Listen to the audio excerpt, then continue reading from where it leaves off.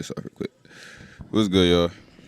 Today, here another trade recap for March 20th, 2026. Today, today was a weird day. Not gonna lie.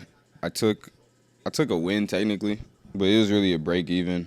I trailed my stop, got stopped out. So I'm still up. I'm still green on the day. Not really tripping about anything, but we still gonna go over today. I'm gonna kind of get my thoughts because there were a few setups that I think I would have rather taken than the one that I did take today. So yeah, we finna get into it. We're gonna go over that, the trade that I took, and shit, we gonna try to make this shit quick, man. All right, y'all. So when we came into the day, hold on, let me replay. Let me replay. Pretty sure we came into the day right here. All right, yep. So when we came into the day, bro, I'm not gonna lie, bias was weird. It was really weird to me. I felt like we were bearish. Well, for one, I like to trade with the trend, so I always just do that. I just trade with the trend. I don't really try to like go against the trend too often, you know. Um, but yeah, when we came into the day, it was weird. We were in this hourly gap right here. Hourly gap right here. It seemed like we were targeting this low, so and we swept it out. ES also swept it out too. So if I'm correct, let me check. I'm pretty sure ES has swept it. Yeah, at 9 o'clock, I'm pretty sure ES had already swept it. Yeah, ES swept it too. So off of open shit was already weird. Um, but I had a bearish bias coming into the day to say the least. I did see all of this up here. I did see this 1 hour gap. So I paid attention to everything. But I don't marry my bias too much. But I just go off of what makes sense. So we come down to the lower time frame. I realized we had this. Seen that we had this this 5 minute right here with these equal highs right here. So I kind of off of not kind of off of open. I wanted to see market push up, and then for us to possibly get a Judas swing, and then we go take these lows and target. And my target was really this 15-minute gap down here, because I mean, if we're gonna be bullish. If we are bullish, I still want to see price trade into something in order for me to take a long, and that would be down here. So, yeah, that was my analysis at first. You play a few candles, play price, and then we had 9:30 open. I'm gonna say this, bro. I got really today. I was low key pissed at this because what I wanted us to do was to get a Judas swing like how we did, and to go sweep out all this liquidity targeting this gap. I could not take this trade though because it got invalidated basically immediately. And the reason it got invalidated, I say that is because for one, my entry off of the 1 minute would have been right here. This was before market open. I don't get in on trades right before 9:30. That's not a good decision in my analysis. And then I think the highest time frame gap we had was this 3 minute or maybe 4 or 5 minute. Let me see. And why would I get in right here? And we've already swept out most of the liquidity. My break even would be right here, but I mean the target on this would kind of be crazy. I don't know. I don't think that this was like a good trade because yeah, just no. And a 1-to-1 would have been all the way down here, past this 15 minute. Yeah, like come on, just this setup. No, bro. Anyways, though, so at this point, I'm kind of like, I want to see maybe a 5 minute bearish gap open up. And I was honestly, I'm gonna be honest, guys, I was wrong today. I'm not gonna. I don't say I was wrong because we actually ended up being bearish. A decent portion of the day. But this is the trade this is the setup that I said I missed. So before I get into this, I want to say something, bro. Yeah. So before I even get into this trade, I'm gonna say this, bro. Never marry your bias. Never marry your bias. If you think that you're coming in on a day bearish, and you see such a plus like bullish setup, and you have good targets, a good break even, And it also depends on your strategy. I trade low RR, so like I only take like 1 R trades or maybe higher if that's what the market offers me. But my point is, never mirror your bias. If you see a good setup, higher time frame aligning, liquidity sweep, you got a good target, try to take the trade, bro. If you have an edge. Now, you have to develop your own edge as a trader. I can't do that for you. Nothing I can tell you will do that for you. That's something that you have to develop, but that's definitely what I will say is you don't want to mirror your bias and miss out on setups just because it's not your bias. And sometimes you do want to be very strict on your bias, but I'm speaking on not mirroring your bias when a setup has presented itself and it's a plus setup. If it's an A plus setup that goes against your bias and you have an edge, take it because it can work. And I'm gonna show you how it did work. All right, so this is the trade right here. I'm gonna show you. We tap into this 15-minute gap right here, swept out all of this liquidity. Now I mean, like this is we just swept out all of this liquidity. We're in this 5-minute right here. You just play price. See, you go to the 30 seconds. See, then we get another liquidity sweep down here. And then we keep playing price.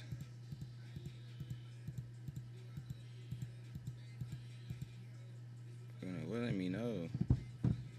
Is this a 30 second? Yeah, okay. So you could have entered in in 2 different locations. Me personally, I don't like taking fair value gaps that are not very obvious. So I wouldn't have taken this right here. Personally, I would not have. But I'd seen that, I don't know if you guys know who PB Pat is. He took this trade. He got in right here. But my entry would have made more sense maybe around here. But the thing that I do like about PB's, Pat's, the thing that I like about Pat's over this one, right, like this entry right here, is that you get a break-even point and you can still target that 1 RR. But, either way, I'm pretty sure this plays out in your favor no matter how you took it. Because if you put, right there, put your stop, probably right here, for just a 1-on-1 to this gap up here, I mean, there you go. You know what I'm saying? And we still ended up like I'm pretty sure dumping the rest of the day. So my higher time frame overall bias was correct, but once again, I think this was an A plus setup right here. We got a liquidity sweep into this 15-minute gap. And I think it really just depends on your strategy. If you target 1-on-1 trades, you could take it to this pretty sure this was a 5-minute right here. Oh no, it wasn't. It wasn't a 5-minute, but you could take it at least to this 1-minute inbounds. I don't know. Like I said, it just depends on your strategy. If you trade 1-on-1 R trades, this was just one of those trades. If you had your edge, this was a good setup to trade. Because I think some people might watch this and be like, I still don't see why that was a good setup. We had no targets, but it was just a setup within itself that was really good. We didn't necessarily have any targets, but fair value gaps are targets. If you study ICT, you know that a fair value gap is a target. So, you could have went break even right here if you wanted to, and you still would have been fine. On to the trade that I took though that got trailed, and I'm gonna be honest. I think I milked this trade. I probably shouldn't have took it for. Yeah, I'll probably say I shouldn't have took this trade because my initial drawing liquidity was right here. I wanted us to go lower to this, but once I seen this 2-minute candle inverse and we respected this 5-minute gap that we traded into, because I told you guys I was still bearish, so I was waiting for a 5-minute gap to open up. This opened up, we traded into it, and then we got this 2-minute inverse.